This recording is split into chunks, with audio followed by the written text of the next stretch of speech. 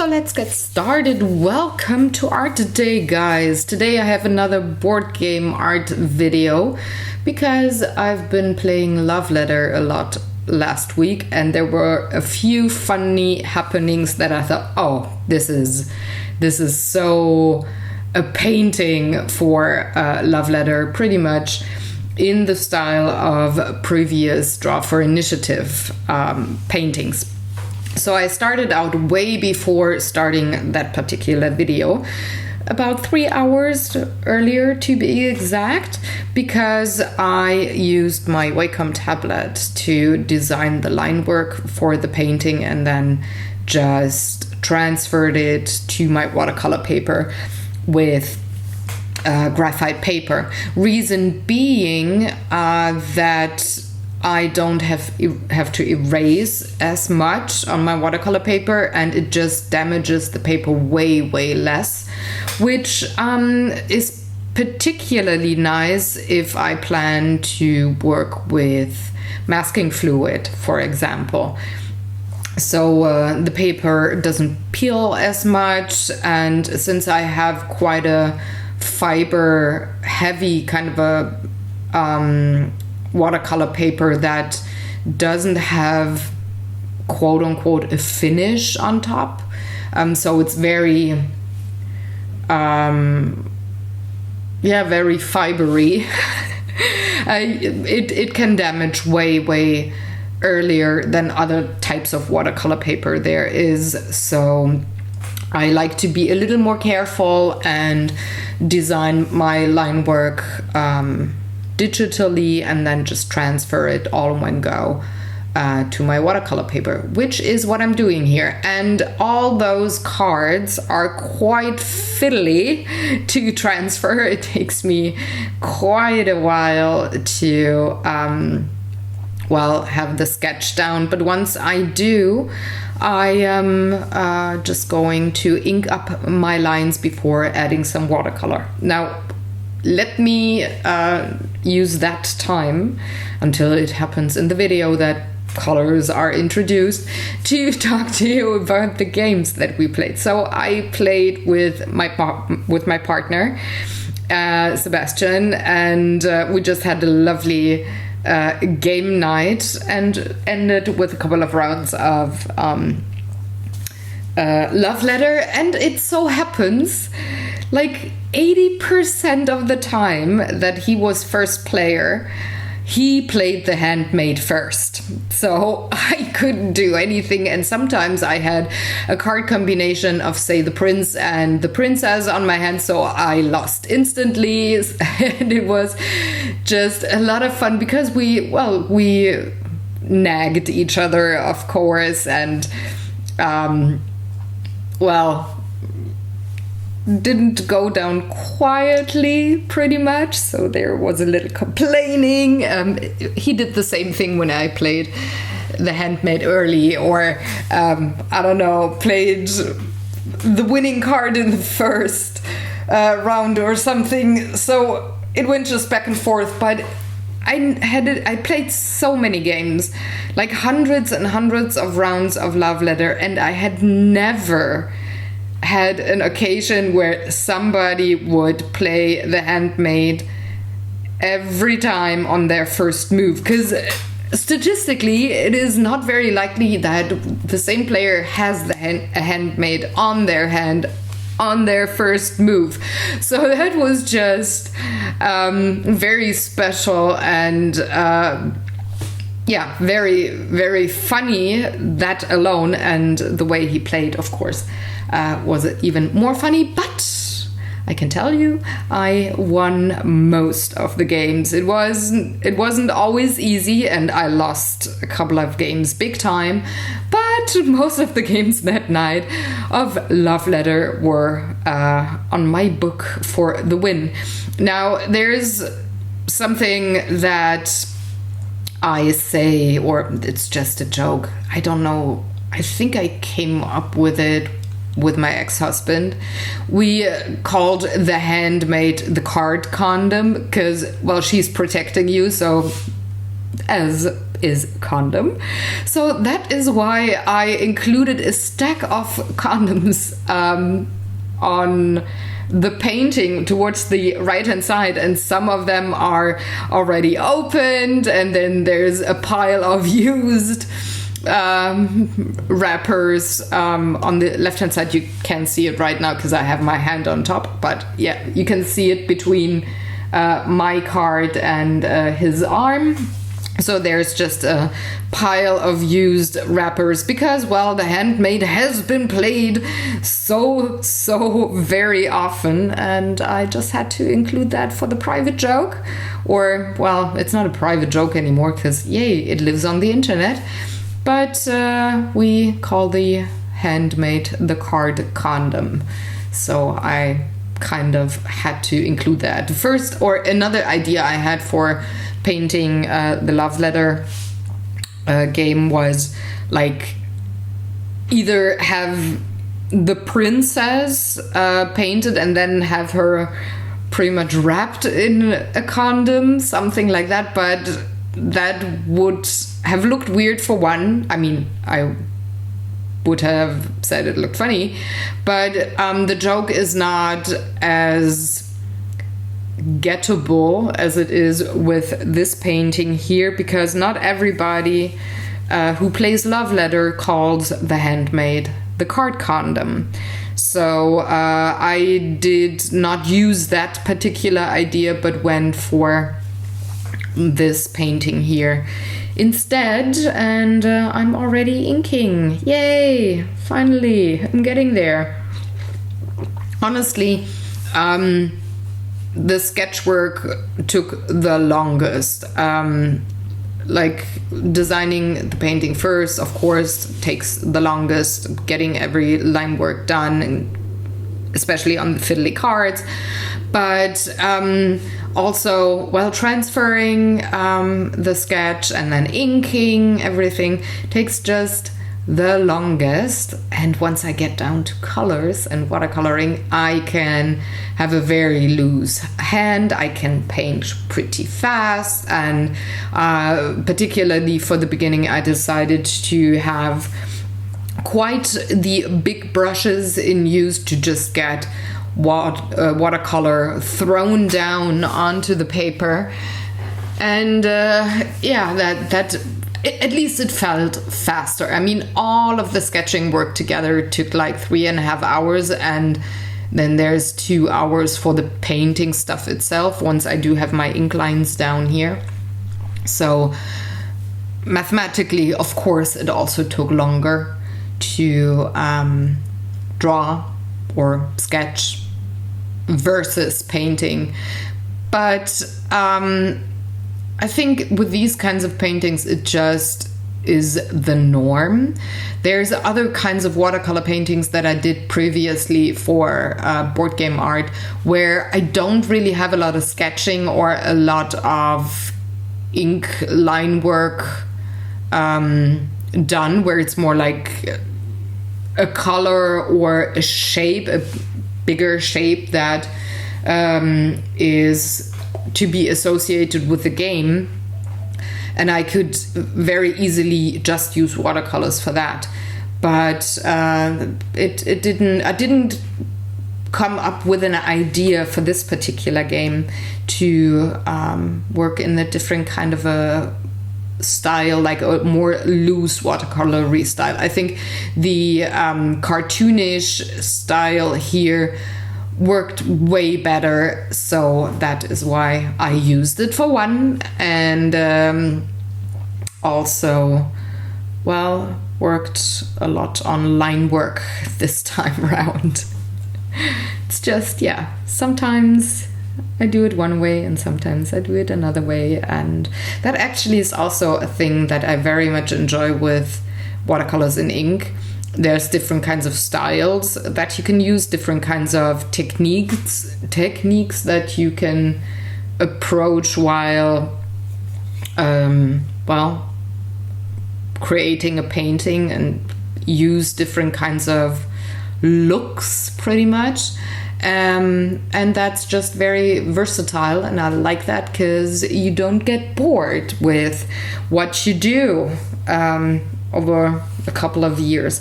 By the way, usually I do work from the right to the left and top to bottom. With the ink lines here though, however, I used the opposite direction, going from the left to the right and from bottom to top, because those graphite lines could smudge, and I didn't want anything to be smudged before I could have inked the lines. So I made sure that I don't have any weird smudging going on, and that is why I started on the left hand side, because with my hand on the paper, would I have worked the other way around, I could have dragged some graphite pigment or not have been able to see line work as clearly, especially here on those tiny cards. Again, those people there on the cards, they're very fiddly. And I also didn't write down or imitate the texts that are on the card. I just had the figures on them, and I didn't write down that there is a guard and a baron and the princess and the baroness. So I didn't want to write too much. I was okay with adding the numbers on the upper left hand side of the cards, but that was that. It would have been too busy, too fiddly, and since I wanted to go for the cartoon comic style and have just bigger blocks of color, I went with another route there. Hold on.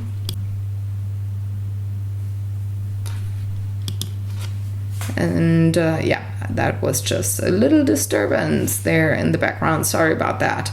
So I do have my ink lines down finally, and I'm gonna get my watercolors. I decided to take the Kuretake Gansai Tambi watercolors and the Schminke watercolors.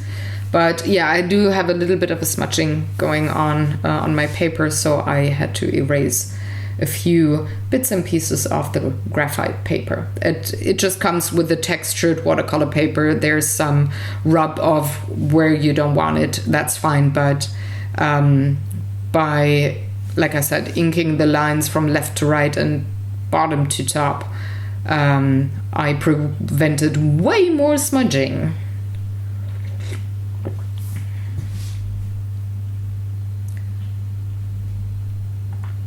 Had to add some more ink on some of the lines because the eraser did take away quite a bit of 2 or 3 lines, and yeah, that just, well, takes a little longer.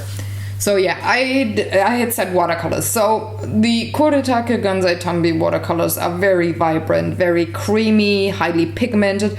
Oh, and I totally forgot. I wanted to use masking fluid for the little bits and pieces of the condom wrappers. And I just had bought a new bottle there and wanted to use it for the first time. And it was totally dried out. So yay. Next time around, I'm not going to use these bottles. I'm just gonna use like a glass of masking fluid. I do actually prefer those tiny nips, but this is dead on arrival pretty much, and that sucked because it's like 10 euros for nothing. I was quite disappointed and a little frustrated, but I managed to have the painting done the way I wanted it done without the masking fluid. It would have been just a little less fiddly and maybe a little cleaner to do it the way I had intended, but I guess that's fine. So yeah. Anyways, I'm getting to the watercolors. I had said Kuretake Gansai Tambi watercolors. There they are, and they've been used quite a bit, as you can see. And they're very creamy, very highly pigmented. And in comparison to other watercolors, they feel like they sit a little more on top of the paper instead of soaking into the paper. So especially red and purples do soak into the paper a little more, and yellows, browns, and a couple of blues, they sit on top.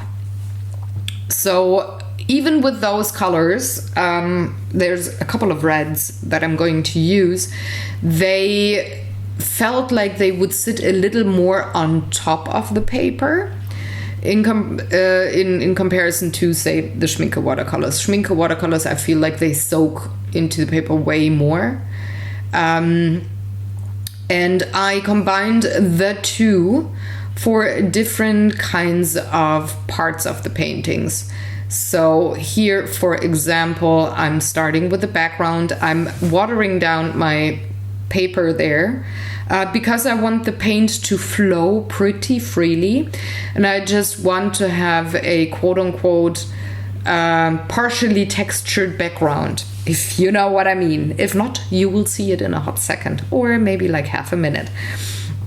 But I decided to use that kind of a look. I love it for backgrounds, having a little bit of a watered down paper and let the watercolor flow the way it wants to flow. So I can direct watercolor way less with this kind of painting style. I can control where it goes. That being said, I mean where it goes on the wet part of the paper. I can control where the color goes by not having the whole sheet of paper being wet, but just the section that I want to color, because watercolors only flow and bloom, as you could see here with the light ochre.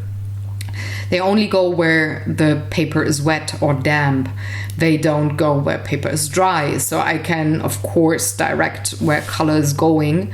But the ratio between yellow and ochre, where something flows, that part is way less controllable. And I very much like it for backgrounds. It makes for a very soft gradient look here, in particular with the light ochre and the warm yellow. It's almost like a mustardy or butter yellow, and it just has a very gradient blend, and I like that. Like I said, I love that thing for backgrounds, and I use it over and over and over and over and over again in different kinds of paintings that I do.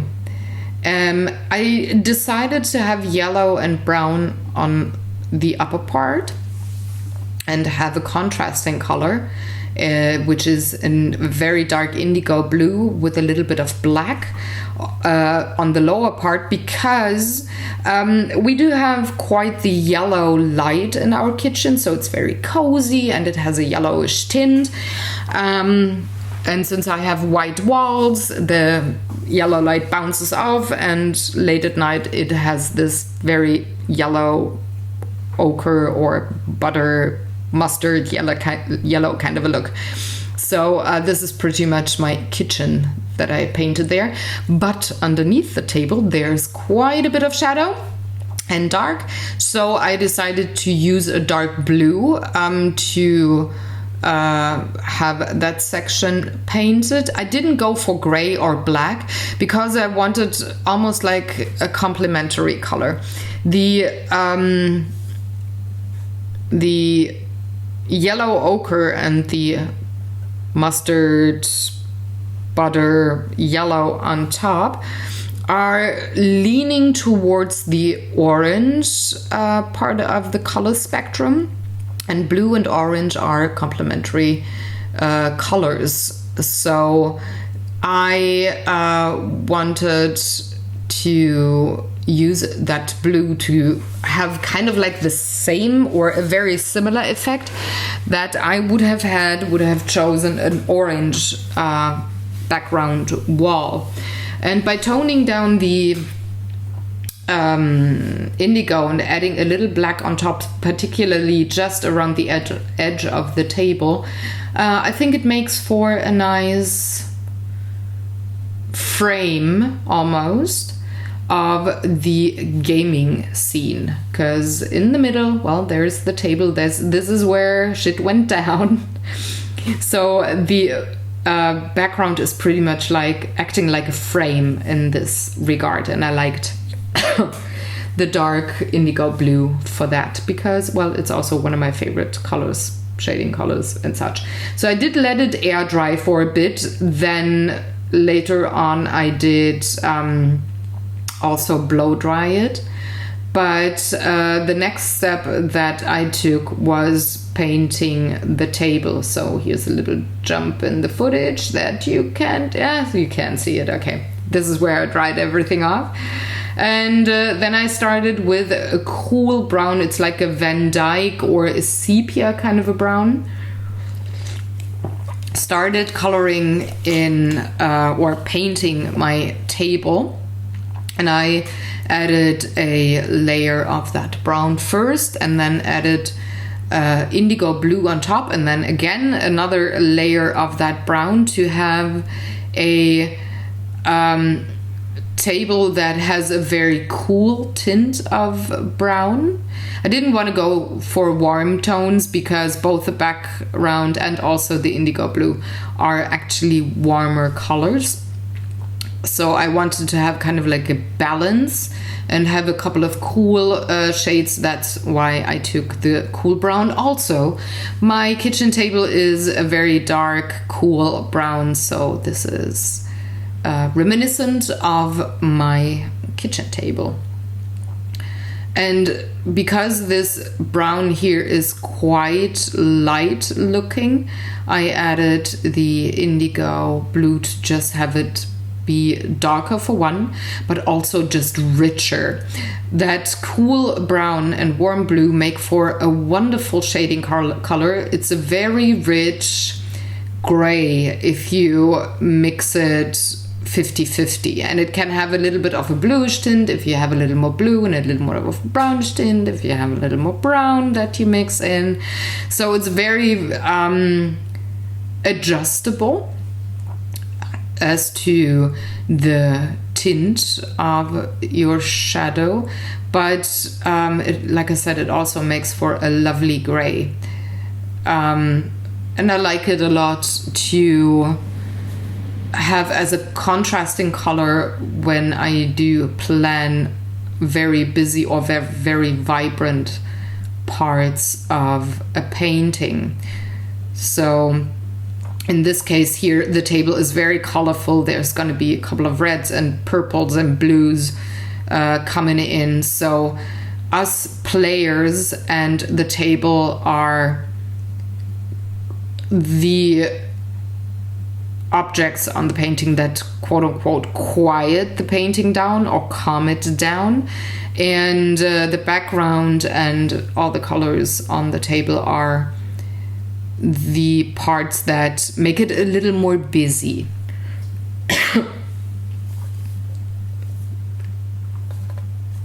So here we go, on to the indigo. I know it looks really weird now, but if I go on top with my brown right away, they blend together well on the paper. I could also have mixed them on a palette, but with the Kuretake watercolors, there's no palette coming with it. And I honestly, I just was too lazy to get a palette from my kitchen.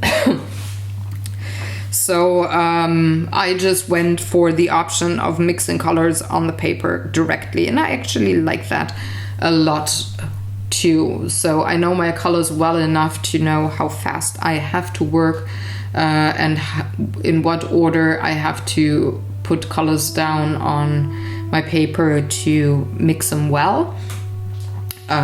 So I'm very comfortable with working that way.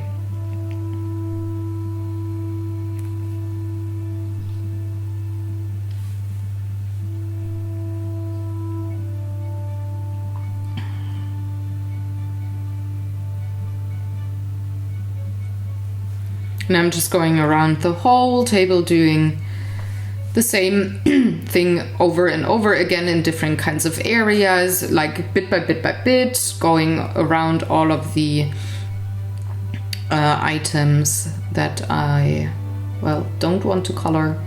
So I'm switching from a bigger brush to a smaller brush and painting certain sections before they dry off, and then move on to the next section, add a little more indigo, a little more brown, back and forth, just to, well, have everything painted in the same way and until I'm happy with the saturation of the table.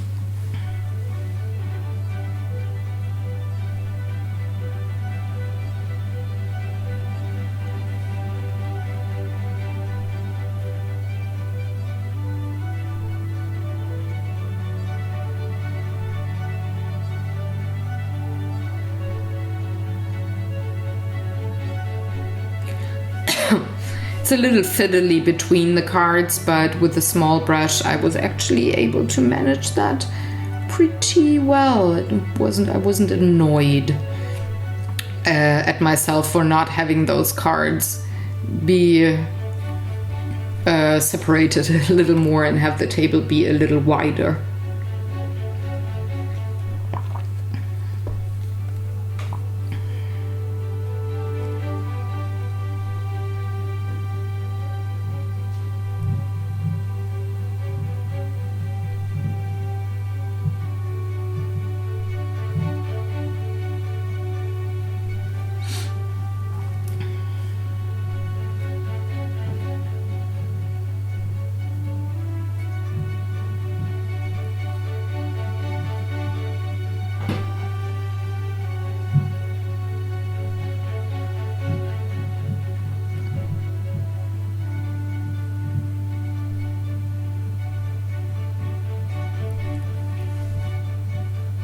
I'm cleaning up the edges of the table to not have the brown-blue mixture run too much into the blue background. I wanted to have the edge of the table be visible and not just have this like a gradient or blurry mess there. And of course, drying off my paper, because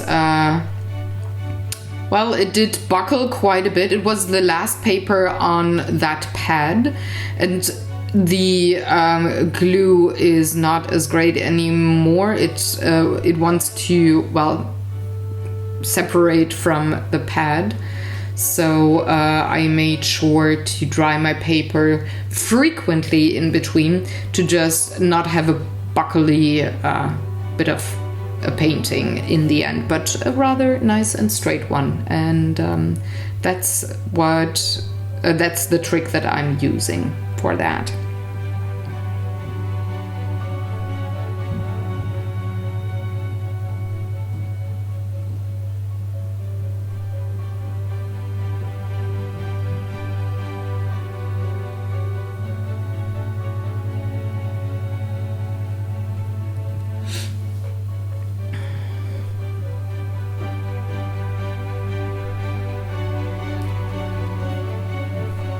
And then I moved on to the Schminke watercolors. Oh, I had to clean my palette first because there were lots and lots of colors I wouldn't use this time around from a previous painting. So I needed to clean that up and make myself some space there on that palette. Excuse me. To bring in the colors I would use this time around.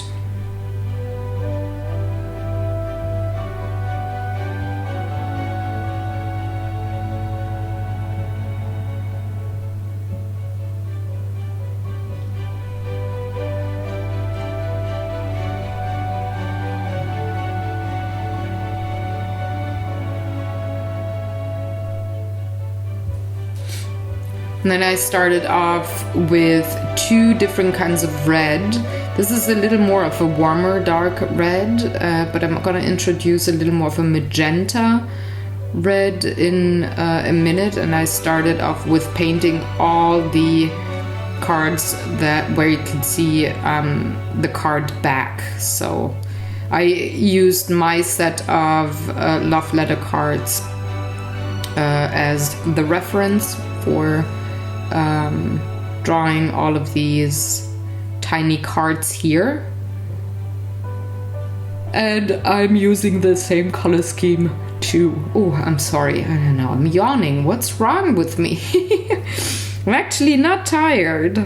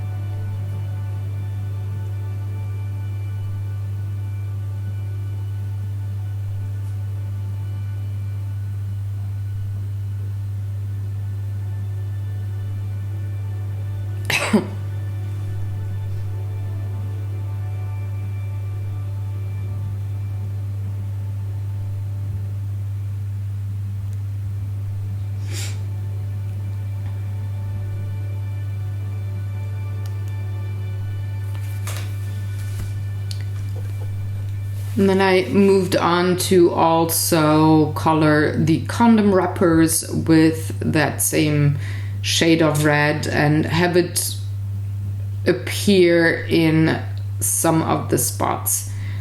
Like, for example, the dress of the Baroness. So there's color repetition. The painting will look less busy, though I'm using a lot of different kinds of colors. It still doesn't look too busy because, well, there's color repetition, and that will just help the eye and the brain to, well, recognize it again, focus on it, and, well, make it less busy looking. It's the brain does weird things, and I like it a lot. That the brain is able to recognize just any type of color, no matter if you have it mixed with another color or have it on the paper like in pure form. The brain still recognizes that it is the same type of color or the same shade even, and therefore makes you think a painting is a little less busy and wild, but a little more structured and planned. I think that's the right word. So I chose black and gray for our clothes. I wore, or I'm wearing actually, Payne's gray jumper here on this picture, and Sebastian's gonna wear a black shirt. So we have a little tiny subtle difference between the two of us in this painting, because I didn't want to have the block feeling. I wanted to have the block feeling for the major objects, so background, table, us two players. That would be the big blocks that should or that I wanted to have colored in a more similar kind of way, so colors that work together very well, have it look very quiet, very calm, and the cards should be quote unquote the busy part of the painting. So that's why I decided, okay, I'm just going to use colors that I already used on the painting, or very similar colors. So I went for the Payne's gray as an additional color, but it is very similar to the blue-brown mixture of the table, and on the shirt and the shadow underneath the table, they're actually the same colors, just mixed in a different kind of a ratio. So for my hair, I went with a little more of a lighter brown. I will tone that down with quite a bit of sepia, but I started with a little more of a vibrant brown. It's a little more reddish than I would have wanted, but I didn't want to use light ochre for my hair because that is not as true to my hair color than this color combo here is. So that's why I tone it down with a little bit of sepia, mix the two browns together, and well, give myself a nice haircut. For the skin on both of us, I used just very little of Naples yellow, which is a warm, quite desaturated kind of a yellow, and that could that I think works actually really well as a skin tone, in particular when you don't go for realism but for like cartoonish kind of a style. I really like that color combo, but I'm still at my hair because it needs shading.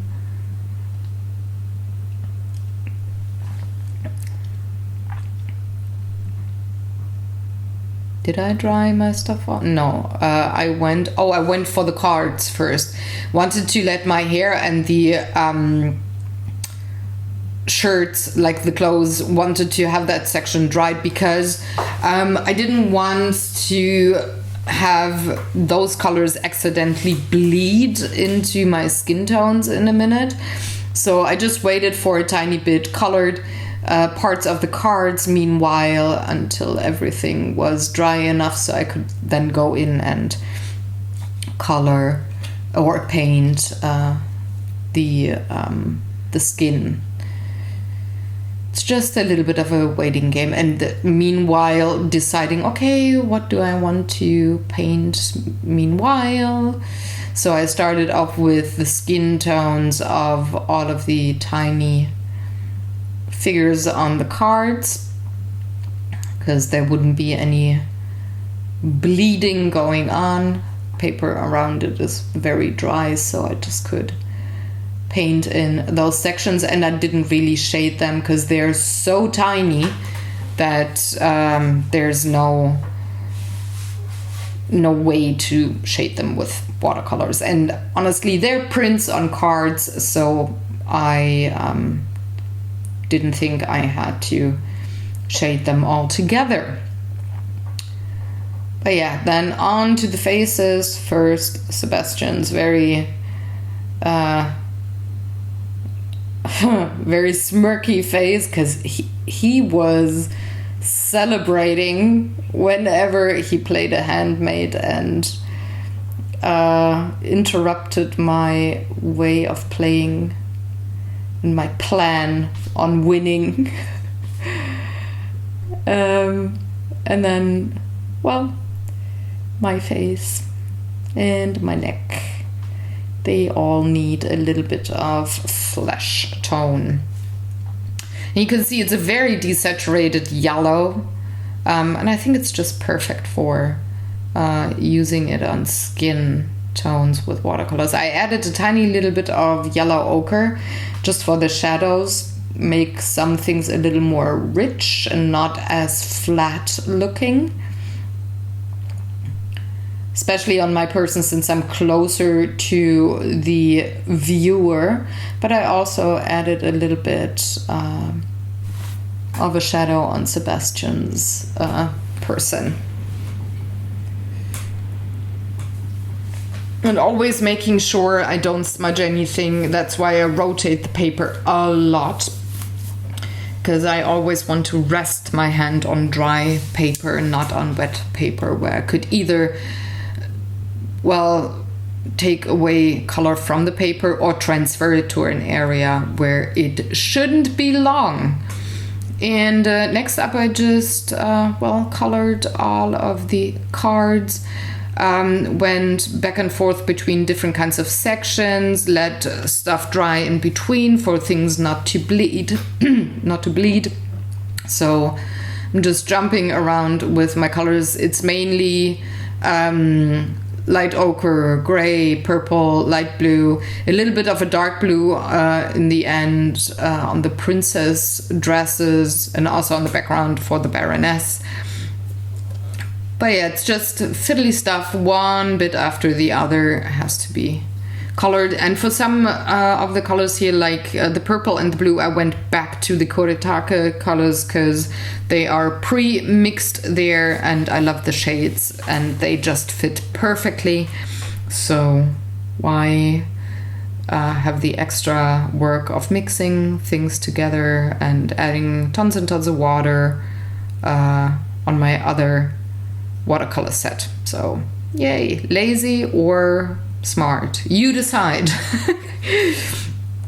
But I'm getting towards the end of the video already, so I'm gonna start with my outro here.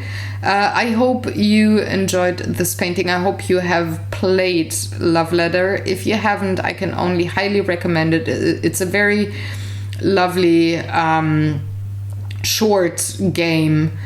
It's a dinner game, so you can play a couple of rounds and then proceed on to other things that you have to take care of or something. It's not a main game on the table, but like a filler or a starter or a dinner game, like I said. I thank you very, very much for watching today. I hope you had fun, maybe got a little bit of inspired. If you like the color combos you see here, hop on over to my blog. There is a post for this video where I list all the supplies, all the colors that I used of those different kinds of watercolor palettes here. And you can read up on them and then take your own supplies and use that color combo on yours, on your painting or maybe drawing or coloring page, whatever it is that you do. But feel free to hop on over and just read up on what exactly I used. You don't have to sit there with a pen and paper while I paint and write down all the colors that I'm using, because I think that is hideous. That's why I write the blog, actually. Just have it compiled somewhere. So yeah, I'm nearing the end, most definitely.